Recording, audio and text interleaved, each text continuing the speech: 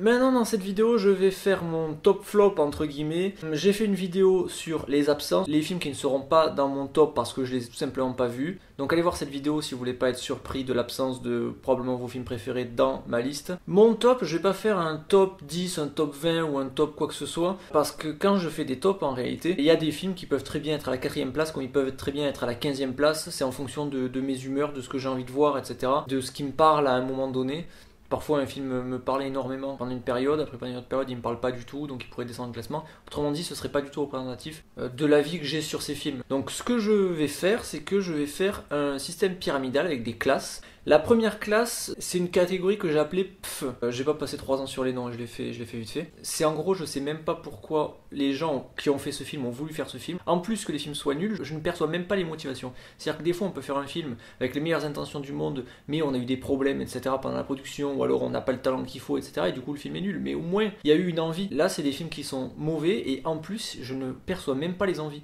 À part le fric. Ensuite, il y a les bof moins. C'est-à-dire que c'est des films qui se regardent, qui ont des défauts qui plombent un peu le visionnage du film et qui font qu'au final, j'ai pas spécialement envie de les regarder. Ou alors les films peuvent être très bien, mais si je les vois une fois et que j'ai plus envie de les regarder après, pour moi c'est pas bon signe. Ensuite il y a les bof plus. C'est les films que je regarde, qui peuvent avoir des défauts, que j'aime bien, et après j'ai envie de les regarder mais pas plus que ça non plus quoi. C'est le genre de film qui d'ici 20 ans on n'entendra plus parler et ce sera pas du tout des références dans le cinéma quoi. C'est juste des films agréables qui se regardent, puis c'est tout quoi, qui ont des défauts, des qualités, comme beaucoup de films. Ensuite la 4ème classe c'est les top mais. C'est-à-dire que c'est des films qui ont d'énormes qualités mais qui ont aussi quelques défauts qui me gâchent un petit peu le visionnage du film, qui me sortent à certains moments du film, mais malgré tout ces films là ont des qualités bien plus grandes que tous les films qui sont dans le bof plus, le bof moins, etc. Et enfin pour finir, la dernière classe c'est la classe top, c'est-à-dire que c'est des films qui pour moi sont parfaits. Il peut y avoir des défauts, mais quand je parle de défauts pour ces films là, ce sera juste une réplique qui est mal amenée, ou alors il y a une ambiguïté un moment dans une phrase, on comprend pas très bien, je trouve ça pas très bien écrit, mais c'est rien du tout, c'est 2-3 petits détails dans le film comme ça, c'est une phrase par-ci, une phrase par-là, et puis c'est tout quoi. Donc voilà, donc maintenant vous connaissez les classes, au sein de chaque classe, tous les films sont à peu près interchangeables. Certains films, selon mes humeurs, pourraient passer d'une classe à l'autre, mais ce serait juste entre les bof plus et les bof moins, sinon c'est tout.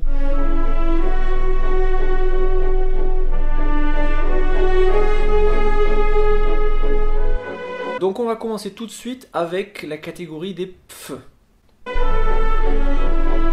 Le premier film à être dans la catégorie PF, c'est Tarzan de David Yates, avec Alexander Skarsgård, Christophe Waltz et Margot Robbie. C'est un film qui n'a aucun intérêt, j'ai fait une critique dessus, vous pouvez aller la voir. Yates détruit totalement le mythe de Tarzan et ce qu'il représente. Après, on peut me dire, c'est pas lui qui écrit le scénario, etc., etc. Mais comme je l'ai dit dans ma critique des Animaux Fantastiques, il y a une façon de magnifier le scénario, c'est-à-dire qu'avec un scénario moyen on peut faire un bon film, et au contraire avec un scénario moyen on peut faire un très mauvais film, et c'est le cas pour Tarzan. Le deuxième film c'est La Tour de Contrôle Infernal. Ce film est un échec total dans ce qu'il entreprend, c'est-à-dire faire rire. Le premier film est culte, toutes les blagues sont cultes dans le premier film. On a le boulanger de père en fils, on a le piège chinois, on a le police python 369 McDom qui te fait un trou dans le buffet, qui te fait faire 3 fois tour de ton slip direction Pékin. Il y a le tire une balle dans la tête à la main, il y a ce soir on vous fait des pâtes. Tout est bien dans ce film. Il y a le pas folle, la Brest. La Brest. Non, la steak. La steak. Non, l'arbitre, non, au shot l'arbitre. Les pizzas 4 chaussures, le moment où il y a Eric qui dit à Ramsey, tu es cupide parce qu'il veut récupérer 2000 balles sur le braquage à 50 millions. Et Ramsey qui fait, et je suis pas que pède, j'aime aussi les femmes. Il y a tout qui est trop marrant dans ce film, et là, pour le deuxième film, ils ont fait un truc qui est complètement différent, qui va chercher plus dans l'humour expérimental, etc., l'humour hyper décalé. Mais c'est de l'humour qui, à mon avis, fonctionne dans le scénario. Quand on lit le scénario, on se dit « Oh, ça doit être marrant à l'écran », mais en réalité, à l'écran, c'est pas du tout marrant, quoi. Donc c'est ça qui est dommage. Le premier film était un film sérieux, avec 2 idiots dedans, qui faisaient en sorte que le film était drôle. Là, c'est le film qui tente d'être drôle, et plus du tout Eric et Ramsey. Et Eric et Ramsey surjouent dedans, et ils sont vraiment plus dans les personnages, et franchement, c'est dommage. Ensuite, on a Grimsby, agent trop spécial. Ce film, je n'ai appris son existence que la semaine où il est sorti, donc j'y suis allé vraiment comme ça en touriste, et parce que j'avais adoré Borat, Bruno, que j'avais aimé The Dictator. Et là, ben, il n'y a rien qui fonctionne comme humour. Il y a une blague quand ils sont à l'hôpital à la fin et qu'il y a un ventilateur qui est en mode mouvement, quoi. Et quand il passe sur les deux, on entend un bruit enfin, comme si on soufflait dans un tuyau, quoi. Et cette blague est super marrante. Et il y a la blague sur Fast and Furious. Mais en dehors de ça, je trouve que le film n'est pas du tout drôle. La réalisation ne sert pas l'humour. Et enfin, la partie la plus intéressante dans ce film, c'est justement la partie qui n'est pas drôle. C'est quand on s'intéresse à l'enfance des personnages principaux. Et dans ces flashbacks, il n'y a pas d'humour. Et c'est ça qui fonctionne en fait. Donc c'est assez hallucinant de faire un film drôle qui n'est pas drôle. Et les trucs qui fonctionnent en fait, ben, c'est justement les trucs qui n'essayent pas d'être drôles. Ensuite, on a Suicide Squad. Suicide Squad, je l'attendais avec impatience quand j'ai vu la seconde BA qui était rythmée par Bohemian Rhapsody. La bande-annonce était géniale et malheureusement, le film est vraiment pas bien. Je sais même pas pourquoi ce film a été fait parce que rien n'est développé dans le film. On ne s'intéresse à rien dans ce film. Même les deux personnages principaux que sont Deadshot et Harley Quinn et plus ou moins le Joker vu que c'est la relation Harley Quinn-Joker. Eux, c'est les plus développés et malgré tout, ils sont pas développés. C'est quand même assez hallucinant. En fait, dans ce film, il n'y a rien qui fonctionne. J'ai fait une critique de 45 minutes à peu près, une critique audio qui est sur SoundCloud. Vous pouvez aller la voir. Mais vraiment, ce film, ça a été une douche froide. Ensuite, on a Assassin's Creed. Assassin's Creed, pour le résumer, c'est très simple. C'est un film sans intérêt avec des easter eggs toutes les 5 secondes. En gros, c'est ça. C'est-à-dire qu'un easter egg, c'est la cerise sur le gâteau, mais faut-il que le gâteau soit bon, déjà. Là, on a un gâteau dégueulasse, avec plein de cerises dessus, mais qui ne sauve pas le film du tout. Si on veut me faire aimer le film en me mettant des références aux jeux vidéo, ben, ça me donne envie de jouer aux jeux vidéo, ça me donne pas envie de m'attacher au personnage, etc., etc. Et un truc qui est complètement stupide dans ce film, c'est qu'ils ont voulu faire en sorte que le personnage de Michael Fassbender dans le passé, donc qui se passe en Espagne, parle en espagnol. Donc pour l'authenticité, etc., c'est très bien, etc. Sauf que ça amène une limite qui est quand même évidente, c'est que Michael Fassbender ne parle pas espagnol. Du coup, on réduit ses dialogues au minimum, ce qui fait que je ne m'attache pas au personnage dans le passé. Surtout que tous les flashbacks dans le passé, ben, il ne se passe strictement rien au niveau émotionnel. Il n'y a aucun enjeu qui est présent. Au final, les phases dans le passé ne servent à rien. Et les phases dans le présent, qui représentent les 3/4 du film, il n'y a rien qui est développé. On s'intéresse à rien, que ce soit les personnages, que ce soit les assassins, on ne s'intéresse à rien. Ce film, ce n'est que le teaser du second film qui probablement ne va pas se faire vu qu'apparemment le film est en train de se planter. J'adore Michael Fassbender et je suis dégoûté que le film soit ce qu'il est. Ensuite, on a Peter Elliott le Dragon. Là, ça va être très rapide. Ce film ne développe rien. Il y a la première séquence qui est bien. Ensuite, on a une séquence qui est pompée sur une scène de King Kong, qui est bien aussi, mais parce qu'elle est pompée sur King Kong, de Peter Jackson. Et sinon, ben, le film ne décolle à aucun moment. Il n'y a rien qui me fait aimer le film. Il n'y a rien qui me fait le détester non plus, mais c'est un film sans saveur. Je suis sorti, j'avais oublié la moitié du film déjà, et j'avais pas du tout envie de le revoir. Ensuite, on a Jack Reacher. Jack Reacher, c'est une trahison par rapport à ce qu'était le premier film. Par rapport au livre, je sais pas, mais en tout cas par rapport au premier film, c'est une trahison totale. Dans le premier film, Tom Cruise était charismatique, il sortait des punchlines constamment, le film était drôle sans être gaguesque, les scènes d'action fonctionnaient vachement bien, plus ou moins parce que quand il y avait une scène d'action, on ne mettait pas de musique, il y avait une course-poursuite, on entendait juste le bruit des moteurs. Il y avait une bagarre, on entendait juste le bruit des coups, la pluie, etc. Juste ça. Les sons des coups, le son des moteurs, etc. donnaient un rythme à la scène. Et là, comme c'est filmé n'importe comment les scènes d'action, ils savent pas quoi faire, du coup ils foutent de la musique à fond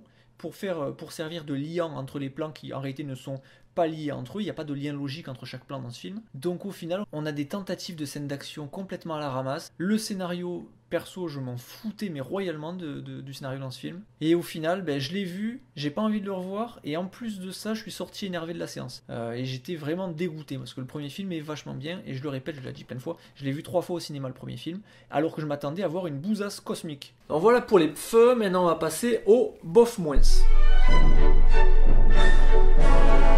Premier film des bof moins, c'est Les Animaux Fantastiques. Le scénario, pour moi, est moyen, il n'est pas super bien écrit, et David Yates, comme pour Tarzan, au lieu de magnifier un scénario moyen, qu'est-ce qu'il fait ? Il le plombe encore plus. Ce qui fait que je suis sorti de la salle, comme pour Jack Reacher en réalité, je suis sorti de la salle de cinéma un peu énervé, et en plus de ça, je n'avais pas envie de revoir le film, et je n'avais pas non plus envie de voir la suite. Ce qui est quand même hallucinant parce que c'est un film qui est dans l'univers d'Harry Potter et je suis fan d'Harry Potter. Quand je dis je suis fan, je suis pas fan au genre je me déguise, etc. Je suis un fan du genre je lis les livres plusieurs fois et je les aime et je les connais. Voilà, fan dans ce sens-là, pas fan dans le sens où je me déguise en Harry Potter à Halloween, c'est pas du tout ça. Mais de toute façon, j'ai fait une critique de 38 minutes, je crois, dessus, donc si vous voulez avoir mon avis en détail, allez le voir. Ensuite, le livre de la jungle, la critique est très très simple, c'est que le film techniquement est vachement bien fait. Le problème de ce film, c'est qu'il y a très peu d'enjeux. Il y a des scènes où il y a des enjeux, où les enjeux sont bien posés, quand Shere Khan essaye de choper Mowgli, etc. C'est très bien réalisé. Fait vraiment, techniquement, au niveau de la réalisation, tout est bien dans ce film. Le problème, ben, c'est que je m'attache à rien dans ce film et tout est beaucoup trop lisse des fois je trouve et enfin je sais pas. Je suis sorti du film, je me suis dit c'est bien fait mais je n'aime pas. Il y a juste 2-3 messages au niveau du sentiment d'appartenance qui est assez bien dans ce film, c'est-à-dire que par exemple à la fin du film quand les loups disent les loups on attaque, il y a Mowgli qui va avec en criant etc. C'est pas un loup mais il a grandi avec les loups donc il attaque avec eux. Sachant que face à Shere Khan il a aucune chance etc. Malgré tout il attaque avec les loups parce qu'il fait partie du groupe et il se sent appartenir à ce groupe là et ça je trouve que c'est un truc qui est vachement beau mais sinon à part ça voilà bof moins. Ensuite on a Vaiana qui est un film moyen et qui est un très mauvais Disney. Souvent quand le film tente d'être drôle c'est un humour très pixarisé, c'est à dire que c'est pas un humour où on est en empathie avec les personnages, c'est de l'humour où on rigole d'eux. On rigole des situations dans lesquelles ils sont et dans lesquelles on ne voudrait pas qu'ils soient si on aimait les personnages. Donc, donc voilà, je suis sorti du film et il y a plein de moments où je me suis ennuyé en fait dans le film. Et le film est très mal pensé au niveau des enjeux émotionnels. L'écriture du film ne sert pas les enjeux émotionnels. J'ai fait une critique dessus sur SoundCloud, que vous pouvez aller voir, ça s'appelle Critique rapide Vaiana. Je dis ce que j'aurais aimé du scénario, la manière dont moi je l'aurais écrit, évidemment sur la base du film. Ensuite on a Brise 3, j'ai aussi fait une critique SoundCloud dessus, allez la voir si vous voulez. En résumé, le film, comme la Tour de Contrôle Infernale, va chercher du côté humour expérimental un petit peu. C'est un fourre-tout de blagues et il y a beaucoup d'easter eggs comme Assassin's Creed. Il y a plus d'easter eggs que de blagues. En fait, on se sert dans ce film des easter eggs comme de blagues. C'est-à-dire que des blagues de fond, c'est-à-dire une blague qu'on devrait juste voir en arrière-plan à dire ah tiens ça j'avais pas vu c'est marrant. Et ben ça, on va faire des gros plans dessus pour te montrer t'as vu, c'est marrant, etc. Et il n'y a aucune dynamique d'humour dans ce film. Donc c'est juste un enchaînement de blagues et parfois t'as une scène juste pour une seule blague. Et ça, c'est le niveau zéro de l'écriture de comédie en fait. À la place de faire comme le premier film, d'écrire une histoire et ensuite de rendre cette histoire drôle parce qu'il y a le personnage de Brice dedans qui est drôle, à la place de faire ça, ils ont essayé de faire un film drôle dans lequel est Brice de Nice. Comme la Tour de Contrôle Infernale, et ça me saoule parce que j'adore le premier Brice de Nice. Ensuite, les Tortues Ninja 2, j'ai fait une critique SoundCloud dessus, allez la voir. Le film a de gros défauts, l'humour poussif, etc., machin truc, etc. J'ai bien aimé quand je l'ai vu, quand je suis sorti de la salle, j'avais pas spécialement envie de le revoir. Je le reverrai peut-être un jour si un après-midi pluvieux où j'ai rien à faire, mais sinon, à part ça, c'est un bof moins. Ensuite, on a Civil War. Je suis allé le voir la première fois au cinéma, en m'attendant à voir un film nul. J'ai trouvé que le film était bien. Du coup, je suis retourné le voir, et là, je me suis ennuyé pendant tout le film, même pendant les scènes d'action, qui pour moi étaient les points forts de mon premier visionnage. Ensuite, on a Rogue One. Il faudrait que je voie une version Director's Cut, je sais pas si elle va exister, parce que la première du film, le montage est assez calamiteux. On passe du coq à l'âne sans qu'il y ait de suivi au niveau des personnages, sans qu'il y ait de suivi au niveau des enjeux, sans qu'il y ait rien du tout. On nous balance Mads Mikkelsen et Forest Whitaker dans le film. Les deux arrivent, ils ont une ou deux scènes, et ensuite ils partent. On aurait pu remplacer les dialogues par « Non, mais attends, tu fuis pas avec nous ?» Non, je peux pas fuir avec vous parce que sinon ma présence dans le film serait un peu trop grande et les studios n'auraient pas les moyens de me payer. Donc je reste là et j'attends de mourir. Ok, cool. Vraiment c'est n'importe quoi de prendre des grands acteurs comme ça et de leur faire jouer 2 scènes et d'évacuer leur disparition comme ça en 3 secondes avec une explication à 2 balles. Et ensuite, le film aurait pu développer quelque chose de bien qui est le sens du sacrifice et la noblesse du sacrifice quand on se sacrifie pour sauver plein de gens et surtout des gens qu'on connaît pas. Et là, le film, le sens du sacrifice est complètement foiré parce que à la fin, quand les personnages vont mourir, ils n'ont aucune raison d'aller se sacrifier à ce moment-là plutôt qu'à un autre. Normalement, on a un instinct de survie qui fait qu'on cherche à survivre jusqu'au bout. Et là, pas du tout. Il aurait dû avoir une scène dans le film où à un moment donné, ils se disent, là, on est assez proche de choper les plans d'étoiles noires. Mais si on arrive jusqu'au plan étoile noire, là, l'Empire aura le temps de revenir et ce sera foutu pour nous. Donc si on y va, on aura juste le temps d'envoyer les plans et c'est sûr qu'on va mourir. Et là, il aurait dû avoir une scène avec un silence plombant où chaque membre de l'équipe réfléchit et puis finalement finit par accepter son sort et que les gens se disent ok, on y va, on va crever mais on y va, on doit le faire. On est plus près des plans d'étoiles noires que personne ne l'a jamais été depuis sa création, il faut y aller, pas pour nous mais pour les autres qui vont survivre, il faut y aller. Ensuite on a X-Men Apocalypse, ça commence un peu à durer donc j'ai fait une critique vidéo là-dessus, allez le voir, je trouve que c'est un X-Men qui est assez insignifiant, qui a une ou deux bonnes scènes mais c'est tout et ce X-Men a réussi l'exploit de faire en sorte que je n'ai même pas envie de voir la suite. Ensuite, Warcraft, c'est un film qui est honnête, je trouve, très proche du jeu vidéo. Enfin, je parle par rapport à Warcraft 3, j'ai que joué à Warcraft 3, moi. Assez proche du jeu vidéo, au niveau visuel, etc., etc. Je trouve ça gonflé d'avoir fait les orques exactement comme dans le jeu vidéo, et pas avoir essayé de les rendre plus réalistes, etc. Du coup, je trouve ça très bien. Après, je trouve que l'univers Heroic Fantasy est très mal développé, ça se voit qu'ils veulent le développer sur plusieurs films, etc. Ce qui fait qu'au final, pour moi, c'est un épisode pilote, et qu'il n'y a pas grand-chose à manger là-dedans. Ensuite, Batman The Killing Joke, une sortie directe tout DVD.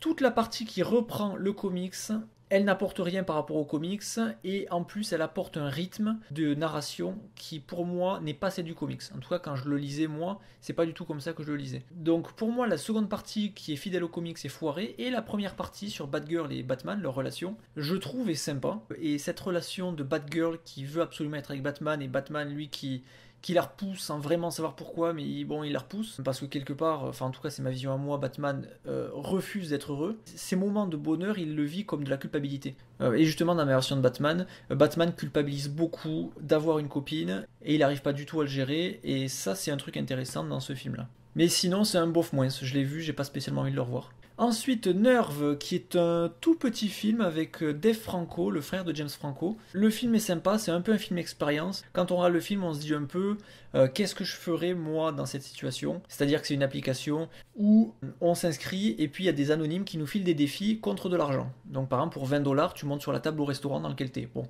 voilà. Et puis après, ça monte en grade et c'est des sommes de plus en plus grandes, mais c'est des défis de plus en plus balèzes à faire quoi. Donc c'est un film expérience qui est sympa. Ensuite, on a Insaisissable 2, c'est du bof moins. Maintenant, je trouve qu'il est meilleur que le premier. C'est-à-dire que le premier se prenait très au sérieux parce qu'il essayait de faire croire que tous les tours de magie étaient possibles. Là, dans Insaisissable 2, on n'est pas du tout là-dedans.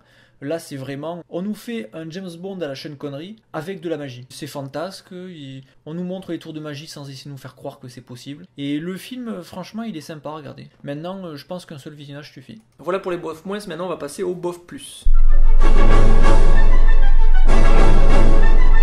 Premier film de bof plus, c'est Bloodfather. Un film avec Mel Gibson. On enlève Mel Gibson, le film perd la moitié de son intérêt. Mel Gibson, je trouve, a une gueule maintenant qu'il n'avait pas avant quand il était jeune. Il est marqué, etc. Et il a pris en masse. Et je sais pas, je trouve que ça rend vachement bien comme ça. Mel Gibson, qui a un air un peu fou, qui est hyper marqué. On voit qu'il a traversé des choses, etc. dans le film. Et il est hyper massif et je trouve que le personnage est vachement bien dedans. Ensuite, le film développe quelques thèmes qui sont sympas, donc il vaut le coup d'être vu. Maintenant, il y a beaucoup de choses qui sont très classiques dans ce film qu'on a vu ailleurs, etc. Donc c'est juste un énième film de ce genre, sauf que là il y a Mel Gibson dedans à la place d'avoir Liam Neeson ou consort. Et je trouve que le rapport père-fille fonctionne super bien dans ce film. Donc pour ça aussi, il vaut le coup d'être vu. Ensuite, on a un film qui s'est pas mal fait bâcher, c'est Célibataire mode d'emploi, avec Dakota Johnson. Je l'avais découvert sans le savoir, à la fois dans 21 Jump Street, où elle avait un tout petit rôle, et dans The Social Network. J'avais bien aimé les deux fois. Et en fait, je n'étais pas aperçu que c'était la même fille en fait. Donc voilà, et c'est parce qu'elle jouait dans 50 nuances degrés que j'ai vu 50 nuances degrés, sinon je l'aurais sûrement pas vu. Je l'aime bien, je sais pas, elle me paraît sympathique. Le film est drôle, mais en plus de ça, et surtout il apporte un message qui est vachement bien, c'est-à-dire que, bon là c'est les filles, mais ça fonctionne avec les garçons aussi, c'est qu'une fille ne doit pas se définir en fonction de sa relation. C'est-à-dire que une fille n'a pas à courir constamment après un mec, une fille doit se réaliser par elle-même, devenir qui elle est, et après, elle peut le trouver quelqu'un. Mais les filles ne doivent pas être toujours en constante recherche d'être en couple, etc. Être en couple avec quelqu'un avec qui on n'est pas bien, c'est une perte de temps énorme et ça sert à rien. Donc voilà, le film te dit en gros c'est pas grave si t'es célibataire. Donc voilà, donc je trouve que le message du film est très très bien. Et voilà, quand je le vois, je trouve que le film est sympathique. C'est un film que je peux revoir une dizaine de fois et je l'ai déjà vu 2-3 fois là pour l'instant. Ensuite, on a Creed. J'ai fait une critique dessus, que vous pouvez aller voir. Le film a des qualités. Le problème, c'est que les qualités qu'il a, c'est les qualités qu'il y avait déjà dans les films Rocky. Et ce nouveau volet amène des défauts énormes dans le film, qu'il n'y a jamais eu dans les films Rocky. C'est-à-dire des effets de réal hyper voyants, qui cassent complètement avec l'idée de vérité qu'on a dans la saga Rocky. Mais ça, de toute façon, je vais pas refaire une critique. J'ai déjà fait la critique, allez la voir si ça vous intéresse. Donc voilà, donc pour moi, il n'est pas dans les tops, Creed. Il est dans les bofs. Ensuite, on a Zootopie. Zootopie, c'est un film que je trouve que c'est un bon film. Je trouve que c'est un mauvais Disney. C'est-à-dire que dans ce film, je trouve qu'il n'y a pas la magie Disney. Il n'y a pas l'empathie qu'on peut avoir pour des personnages Disney. Là, c'est juste un film.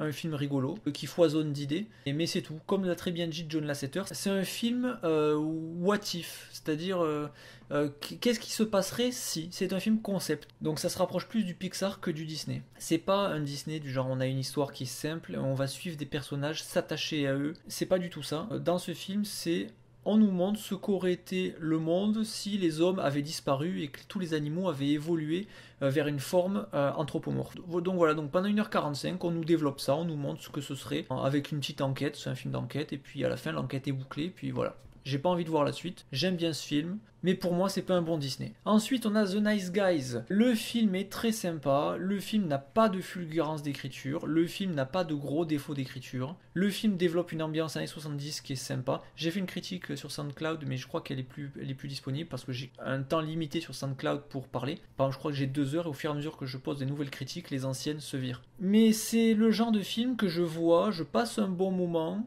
et puis quand je sors du film j'ai pas spécialement envie de le revoir, j'ai juste envie de voir la suite, mais pas celui-là. Donc pour moi c'est un pilote de série télé, c'est pas réellement un film de cinéma quoi malheureusement. Ensuite on a Le Chasseur et la Reine des Glaces. Ce film s'est fait défoncer par à peu près tous les critiques que j'ai vus. Pour moi c'est un film qui est sympa juste. Ça se passe dans un autre monde, c'est un film d'heroic fantasy. On a Chris Hemsworth que je trouve insupportable dans Thor, que je trouve vraiment mauvais dans le premier film de Blanche-Neige et le Chasseur. Et là, je le trouve sympathique. Quand je le vois, j'ai envie d'aller boire un coup avec lui, j'ai envie de parler avec lui, j'ai envie de partir à l'aventure avec lui. Les nains sont sympathiques. Jessica Chastain, quand on la voit, on a envie de l'aider. Emily Blunt, quand on la voit, on a envie de l'aider dans ce film. Je veux dire, dans ce film-là, j'ai vraiment été en empathie avec les personnages. Et je trouve que ce film est beaucoup plus disneyen que ne l'est par exemple Zootopie, qui pourtant est un Disney. Et ensuite j'aime beaucoup Charlize Theron dans ce film. Enfin, je l'aimais beaucoup dans le premier film et je l'aime aussi beaucoup dans ce second film. Je trouve que le fait qu'elle incarne la méchante reine, ça lui va parfaitement, parce que si je devais décrire la beauté de Charlize Theron, c'est pas une beauté qui est sensuelle ou sexuelle comme par exemple Scarlett Johansson, etc. C'est pas quand on la voit, on se dit j'ai envie d'être avec elle ou quoi que ce soit, c'est pas du tout ça. Quand je la vois, je trouve qu'elle est hypnotisante. Elle est pas très belle ou elle est pas extrêmement belle ou quoi que ce soit. Je trouve qu'elle est méchamment belle. Ce qui est pas plus, mais ce qui est une autre catégorie. Elle est méchamment belle. Je trouve que c'est un genre de beauté qui t'agresse en réalité. Elle est à la fois hypnotisante et hyper agressive. C'est un peu comme Méduse dans la mythologie grecque. Tu peux pas t'empêcher de la regarder, mais si tu la regardes, tu te transformes en pierre.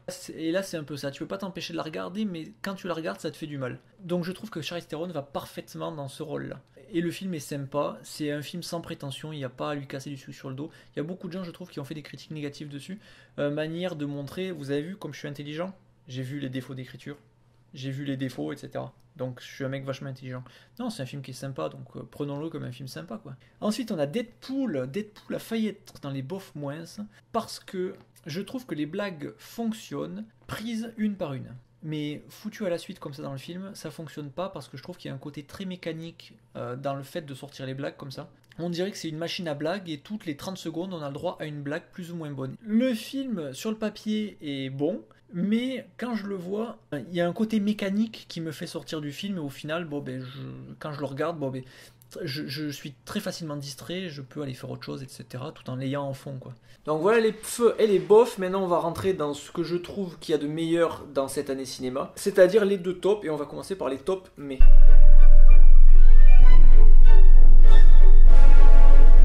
Le premier film des tops, c'est Tu ne tueras point de Mel Gibson. Mel Gibson nous fait encore du Mel Gibson, c'est-à-dire il se fout royalement du second degré. Il n'y a pas de second degré. C'est un film qui est très premier degré dans l'histoire d'amour, très premier degré dans la façon de raconter la guerre. Je parle pas des scènes de guerre, je parle quand on évoque la guerre dans les dialogues.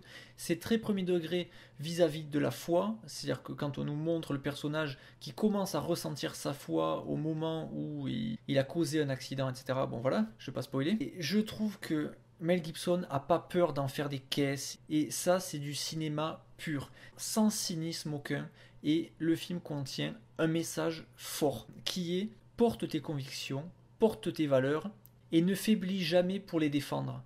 Parce que si tu commences à faiblir à chaque fois que tu as une difficulté pour être en accord avec tes valeurs, à ce moment-là, tes valeurs, c'est pas des valeurs. C'est juste un autocollant que tu vas aller coller sur ta voiture pour dire sauvons la planète ou ce que tu as envie. Ça va être juste ça, tes valeurs. Tes valeurs ne sont tes valeurs que si tu les défends constamment dans n'importe quelle situation, et c'est ce que fait Desmond Doss dans ce film. Et cette histoire aurait pu être très mal servie si elle n'avait pas été réalisée par Mel Gibson, qui croit en ce qu'il fait quand il fait un film, qui est, comme je dis, très premier degré.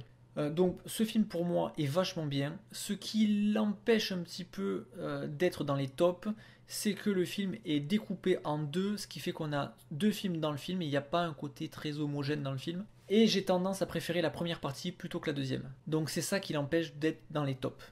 Deuxième film du top, Batman versus Superman, ou Batman v Superman. Quand je parle de Batman contre Superman, je parle surtout de la version longue. La version courte a été charcutée. Je ferai une troisième critique sur la version longue, où je ne parlerai que de la version longue, et de ce que j'ai oublié de dire dans les deux premières critiques. Mais contrairement à Civil War, là par exemple, on n'est pas dans du divertissement popcorn qui est fait pour nous faire passer 2 heures pendant une chaude après-midi du mois de juillet. Ce film a des ambitions artistiques. C'est un film de super-héros qui a des ambitions artistiques. Et je trouve que c'est assez rare pour le souligner.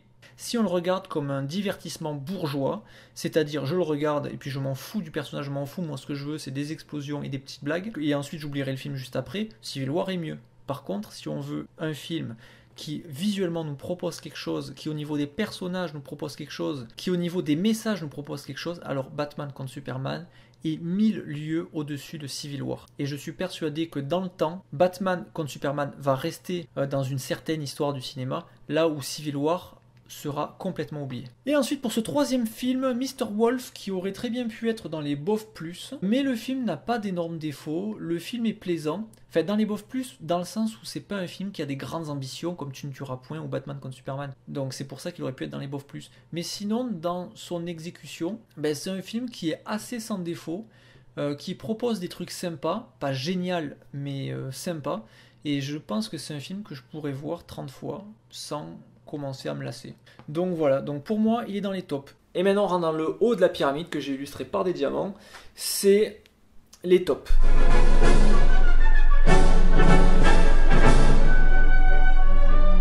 Le premier film du top, c'est Steve Jobs avec Michael Fassbender. Pour moi, ce film, c'était un film qui était mort-né. C'est-à-dire qu'à la base, le film devait être réalisé par David Fincher et Christian Bale dans le rôle de Steve Jobs. Je trouve que Christian Bale ressemble plus à Steve Jobs, même s'il ne lui ressemble pas, que Michael Fassbender ressemble à Steve Jobs. Ensuite, David Fincher est parti. Donc je me suis dit, si David Fincher est parti, c'est que le film s'annonce mauvais. Ensuite, il y avait le fait que ce film-là était annoncé comme un film écrit en 3 parties, que chaque partie montrerait le lancement d'un projet. Donc je me suis dit, la vie de Steve Jobs est super riche, se limiter à ça, c'est n'importe quoi. Donc j'y croyais pas. Ensuite, ils ont annoncé Michael Fassbender dans le rôle de Steve Jobs. Donc là, je me suis dit, il lui ressemble pas du tout. Le film va être sans ambition. On le fait parce que ça a coûté du fric à pré-produire. Et là, du coup, il faut le terminer. On prend le bon acteur du moment, et puis voilà. Et en réalité, ce film, il est purement génial. C'est-à-dire que ce film est quasiment sans défaut, que ce soit au niveau de la musique, de la réalisation, du jeu d'acteur. Le film est sans défaut. Le parti pris de diviser le film en 3 lancements de produits, ça permet non pas de ne regarder que 3 petits bouts de la vie de Steve Jobs, mais de faire 3 résumés de l'évolution de sa vie. Et je trouve que ça fonctionne vachement bien. On ne nous montre pas la chronologie des événements, etc. Mais c'est très fidèle dans le portrait qu'on brosse du personnage. En tout cas, de ce que je connais de Steve Jobs par rapport au reportage que j'ai vu sur lui et par rapport à la biographie officielle qui est sortie sur lui. Je dis officielle, pas pour dire qu'en gros c'est la seule qui compte, mais en gros ça veut dire que c'est le seul mec qui a passé du temps avec Steve Jobs pour écrire son bouquin et qui n'écrit pas avec une vision très extérieure. Donc voilà, je trouve que ce film est parfait. J'aimerais faire une critique dessus, mais je sais pas trop comment m'y prendre, sous quel angle l'aborder, donc pour l'instant c'est pas prévu, mais je pense qu'il faudrait que j'en fasse une sur ce film. Et le second film de ce top, c'est The Neon Demon. J'ai fait une critique d'une 30aine et quelques minutes là-dessus, donc vous pouvez aller voir. Je parle un peu en détail du film et de ce que j'ai ressenti devant le film, etc. Ce film est un film qui ne plaira pas à tout le monde, ça c'est certain, mais ce qu'il fait, il le fait parfaitement bien. Le film est parfaitement exécuté et le film apporte des messages très importants sur l'humilité notamment. Le film n'est pas un film sur le milieu de la mode, mais c'est un film sur la beauté et le rapport qu'ont les gens à la beauté. Le rapport qu'on a à la beauté des autres et le rapport qu'on a à notre propre beauté. Et le film traite des conséquences que ça a. Et du coup, de parler de ce sujet-là, ça amène un sujet qui est plus grand, c'est l'humilité et l'importance d'être humble. Et je le répète, je l'avais déjà dit, mais pour moi, l'humilité, c'est la mère de toutes les valeurs. Commencez par être humble et ensuite, toutes les bonnes valeurs arriveront.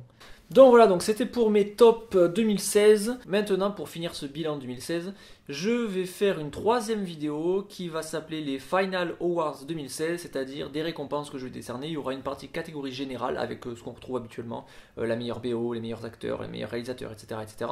Et ensuite une catégorie de récompenses spéciales. C'est des prix que j'ai inventés. Par exemple, on a la meilleure bagarre, le meilleur message, le meilleur look, le meilleur couple, le pire non-couple, etc., etc. Donc voilà, si ça vous intéresse, vous pouvez le regarder et à plus.